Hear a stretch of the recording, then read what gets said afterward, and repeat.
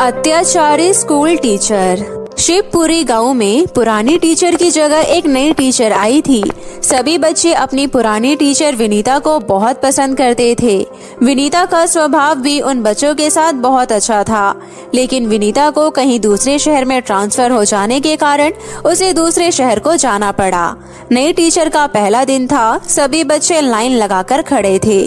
तभी नई टीचर अपना परिचय देते हुए कहती है, बच्चों, तो मेरा नाम है कनिका। सभी बच्चे कनिका का नाम दोहराते हुए बोलते हैं। उनमें से एक बच्ची आरती सही से नाम नहीं ले पा रही थी। तभी टीचर आरती को अपने पास बुलाती है और उससे कहती है, ए लड़की, इधर आ। क्या नाम बोली तू मेरा? कनिका।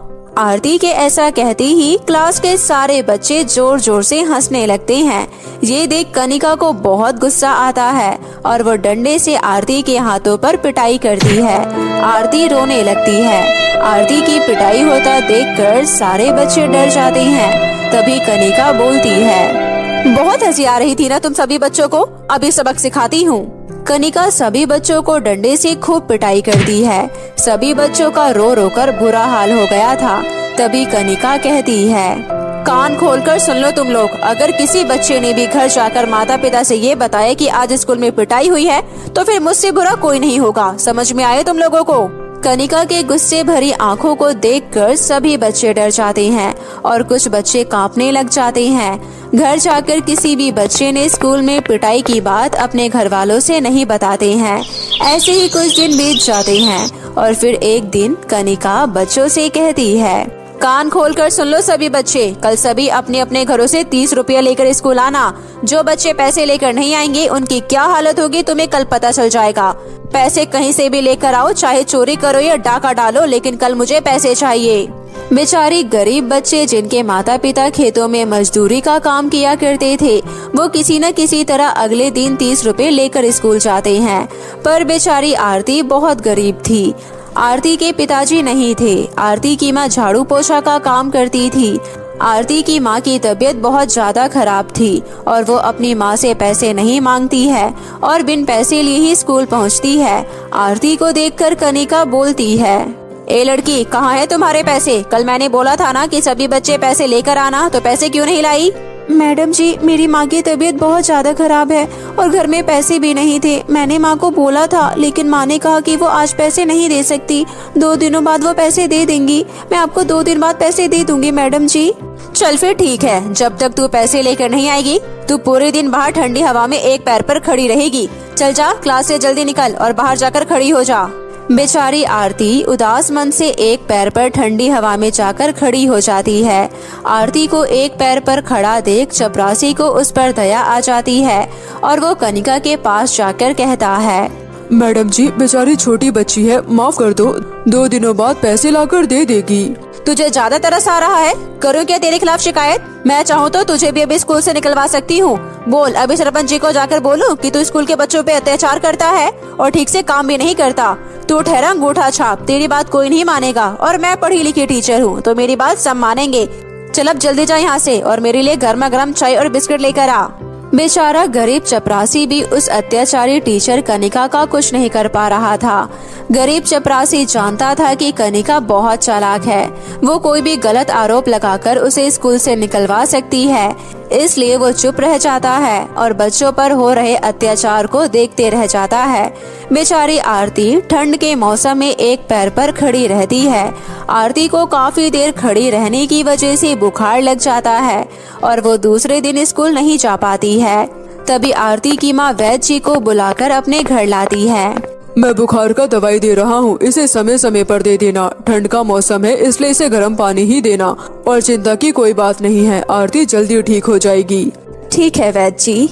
2-3 दिन बाद जब आरती की तबीयत में सुधार आता है तो वे स्कूल पहुंचती है और वो 30 रुपए लेकर जाती है, क्योंकि वो जानती थी कि अगर वो पैसे लेकर नहीं जाएगी तो उसकी टीचर उसे बहुत मारेगी और उसे सजा देगी। इतने में गांव के सरपंच स्कूल में आते हैं और कनिका से कहते हैं, कनिका जी, यहाँ गर्म पानी की व्यवस्था हमने करा दिया है, अगर आपको किसी और चीज की जरूरत हो तो आप बता देना। आपका बहुत बहुत धन्यवाद सरपंच जी। इतनी ठंड में बच्चों से बाहर से पानी मंगवाना पड़ता था और पानी भी बहुत ठंडा रहता था। कनिका जी, अगर आपको किसी भी चीज की कोई जरूरत हो तो आप चपरासी से कह दीजिएगा, क्योंकि आप हमारे गांव के बच्चों को पढ़ा रही हैं, तो हमारे भी तो कुछ फर्ज बनता है ना। सरपंच साहब के जाने के बाद कनिका फिर से अपने क्लासरूम में आ जाती है। तभी आरती कनिका से कहती है, टीचर जी ये लीजिए 30 रुपए। चलो ठीक है, लाओ। वैसे कहाँ थी तुम 2 दिनों से? टीचर जी मेरी तबीयत ठीक नहीं थी, इसलिए मैं स्कूल नहीं आई। चलो जल्दी से सारे बच्चे मिलकर पूरे क्लासरूम की सफाई करो। बहुत ज्यादा गंदगी फैला रखी है तुम लोगों ने, एक भी कूड़ा नजर नहीं आना चाहिए। अपने अपने कॉपी और किताब बैग में रखो और फटाफट से सफाई में लग जाओ। तभी छोटे छोटे मासूम बच्चे जिनके हाथों में कॉपी किताब होनी चाहिए वो झाड़ू पोछा करने लग जाते हैं, और इन सब की वजह वो अत्याचारी टीचर कनिका थी। कनिका कुर्सी पर बैठे बैठे फल फ्रूट खा रही थी और छोटे छोटे बच्चे साफ सफाई कर रहे थे। तभी कनिका कहती है, अरे वाह, सरपंच जी ने कितने मीठे मीठे सेब और संतरे मुझे खाने के लिए भेजा है। उफ, ये मेरी चप्पल को भी अभी ही टूटना था। अरे बच्चों, तुम सब इधर आओ और ये बताओ कि तुम बच्चों में से किसके पिताजी मौची हैं? तभी एक लड़का बोल पड़ता है, मैडम जी, मेरे पिताजी जूते पॉलिश करने का काम किया करते हैं। अच्छा तो ठीक है, मेरी चप्पल टूट गई है। मेरी चप्पल को तुम अपने घर ले जाना और अपने पिताजी से इसे जुड़वा कर लेकर आना। चल अपने हाथ आगे कर और ये ले, मीठे मीठे सेब खा। मैडम जी, ये आपके मुंह का झूठा है, मुझे नहीं खाना झूठे सेब। क्या कहा तूने कि मैं तुझे झूठा सेब दे रही हूँ? अरे तुम जैसों को तो सड़ा हुआ फल भी नसीब नहीं है, ऊपर से इतने नखरे दिखा रहा है। अब तो तू पिटेगा, अब तो इतना पिटेगा कि तुझे भी याद रहेगा। तभी अत्याचारी टीचर कनिका डंडे उठाती है और उस बच्चों को पीटने लगती है। चोट लगने की वजह से बेचारा बच्चा रोते बिलखते रहा, लेकिन कनिका ने उसकी दर्द भरी चीख नहीं सुनी। तभी वहाँ पर चपरासी आता है और कनिका से कहता है, अरे बच्चे से गलती हो गई मैडम जी, छोड़ दो मैडम जी, इतने मासूम छोटे बच्चों की क्या गलती है। किसी तरह चपरासी कनिका से बच्चे को छुड़वा लेता है। ये सब देखकर चपरासी बहुत परेशान हो चुका था। उसे समझ नहीं आ रहा था कि वो किस तरह अत्याचारी टीचर कनिका की सच्चाई सरपंच जी और गांव वालों को बताए। उस अत्याचारी टीचर कनिका से बच्चे भी बहुत डरे और सहमे हुए थे। तभी अगले दिन आरती को स्कूल में बहुत तेज प्यास लगती है और वो पानी पीने के लिए अपनी सहेलियों के साथ क्लास से बाहर निकलती है। अरे रानी, मुझे बहुत जोरों की प्यास लगी है, लेकिन पानी पीने के लिए तो कोई ग्लास ही नहीं है। यहाँ तो सिर्फ मैडम जी का गिलास रखा हुआ है। आरती जैसे ही पानी पीने के लिए ग्लास के तरफ आगे बढ़ती है, तभी अचानक से कनिका वहाँ पर आ जाती है और आरती का गला दबा देती है। तभी आरती रोते हुए बोलती है, मैडम जी छोड़ो मेरा गला, मुझे बहुत दर्द हो रहा है। मेरे से बिना पूछे गरीब बचोत अभागन गिलास को हाथ लगा रही थी, आज तो तेरी खैर नहीं। तभी चपरासी आरती की माँ और गांव के सरपंच को अपने साथ लेकर आ जाता है। अत्याचारी टीचर कनिका का बच्चों के प्रति दुष्ट व्यवहार को देखकर सरपंच जी बोलते हैं, खबरदार, छोड़ उस बच्ची को। सरपंच जी, आप यहाँ अचानक? वो अरे मैं तो बस। तभी आरती की माँ अत्याचारी टीचर कनिका को मुंह पर थप्पड़ लगाती है। आरती अपनी माँ से लिपटकर बिलख बिलख कर रोने लगती है। माँ, ये टीचर बहुत गंदी है, हम बच्चों को ये बहुत मारती है माँ। रमेश, इंस्पेक्टर साहब को फोन मिला और इस अत्याचारी टीचर को अभी कभी अरेस्ट करवाओ। इसे कड़ी से कड़ी सजा मिलनी चाहिए। मैं आपके आगे हाथ जोड़ती हूँ सरपंच साहब, मुझे माफ कर दीजिए, आगे से ऐसी गलती कभी नहीं होगी। सरपंच जी, इस अत्याचारी टीचर की बातों में बिल्कुल मत आइएगा। मैं कब से सोच रहा था कि इस अत्याचारी टीचर की सारी सच्चाई आपके सामने लाऊं। पता नहीं भगवान ने कहां से मुझे इतनी हिम्मत दे दी और मैं आपको इस अत्याचारी टीचर की सारी सच्चाई बता दिया। अब आप अपनी आंखों के सामने इस गुनहगार को देख लीजिए सरपंच साहब। ये अत्याचारी टीचर इन बच्चों पर बहुत जुल्म करती है। इतना कहकर चपरासी की आंखों में आंसू आ जाता है। बेचारा चपरासी हिम्मत करके मासूम बच्चों को एक अत्याचारी टीचर से मुक्ति दिला देता है। वहीं दूसरी तरफ कनिका को सजा हो जाती है और उसके सारे सर्टिफिकेट रद्द कर दिए जाते हैं। गांव वालों और बच्चों के आग्रह करने पर सभी बच्चों की प्रिय टीचर विनीता को वापस बुला लिया जाता है।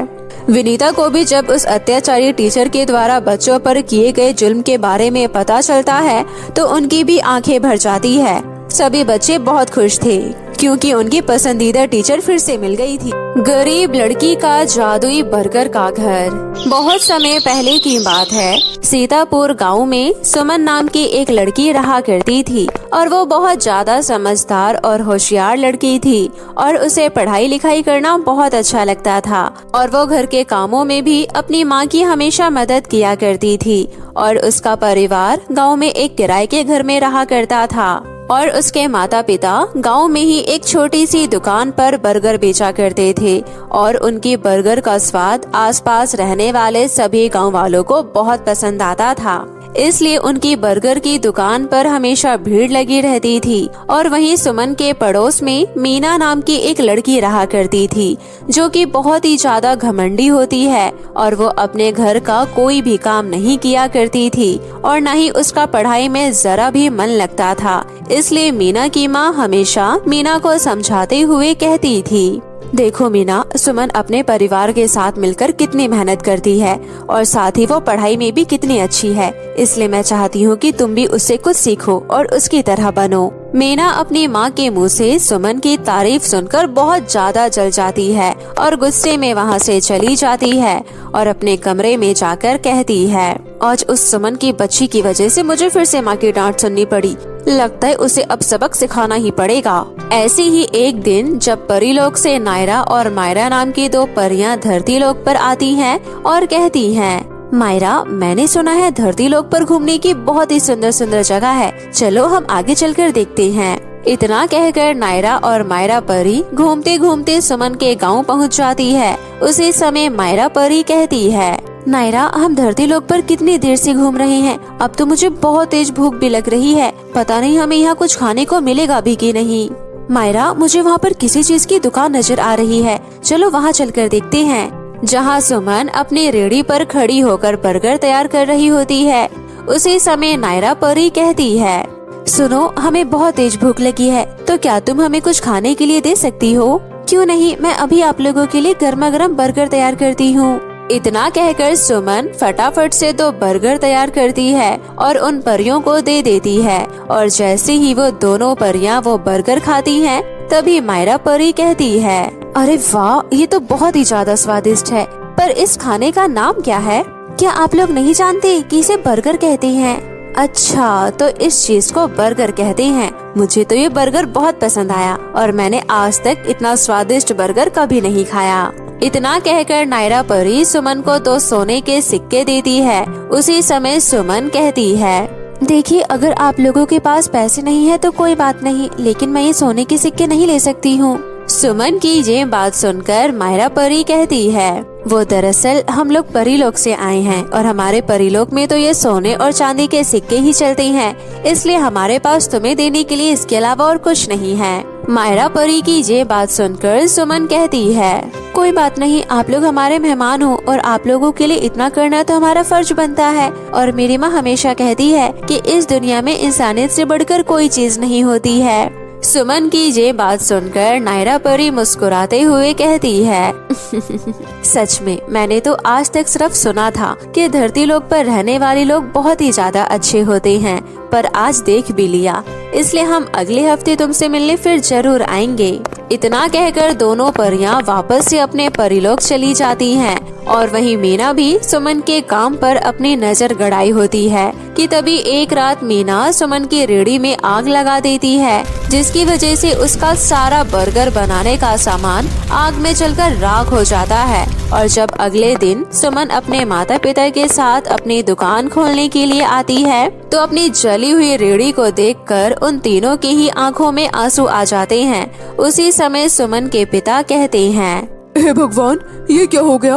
अब हम लोग क्या करेंगे? कैसे अपने घर का किराया चुकाएंगे? हमारे पास तो हमारी इस दुकान के अलावा और कोई सहारा ही नहीं था। ऐसे ही जब सुमन अपनी दुकान के सामने बैठी रो रही होती है, उसी समय वहाँ पर नायरा परी आती है और सुमन से कहती है, क्या हुआ सुमन, तुम इस तरह से रो क्यों रही हो और तुम्हारी ये दुकान कैसे जल गई? इतना सुनकर सुमन नायरा परी को सारी बातें बता देती है, जिसके बाद नायरा परी कहती है, तुम चिंता मत करो सुमन, मैं तुम्हारी मदद करूँगी। इतना कहकर नायरा परी जैसे ही अपनी छड़ी घुमाती है, वैसे ही उसके हाथ में एक बर्गर प्रकट हो जाता है और नायरा परी सुमन को वो बर्गर देते हुए कहती है, सुनो सुमन, ये एक जादुई बर्गर है, तुम इसे अपनी जली हुई दुकान के अंदर रख देना, फिर तुम्हें इसका जादू अपने आप नजर आ जाएगा। इतना कहकर नायरा परी वहाँ से चली जाती है और उसके जाते ही सुमन जैसे ही वो जादुई बर्गर अपनी जली हुई दुकान के अंदर रखती है,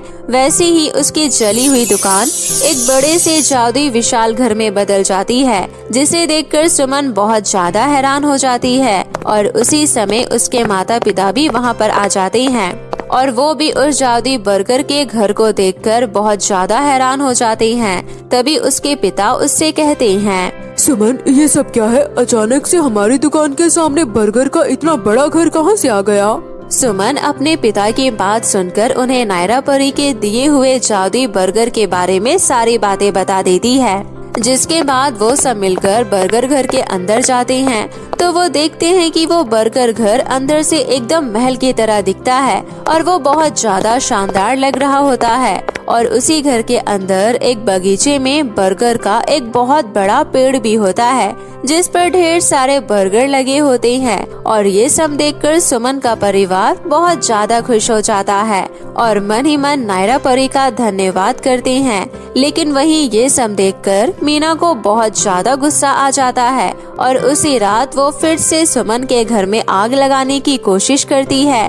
तभी उसे अचानक से बिजली का जोरदार झटका लगता है और मीना दुम दबाते हुए वहाँ से वापस भाग जाती है, जिसके बाद वो कभी भी दोबारा ऐसा काम करने के बारे में सोचती तक नहीं है। और वहीं सुमन भी अपने परिवार के साथ खुशी खुशी अपना जीवन गुजारने लगती है।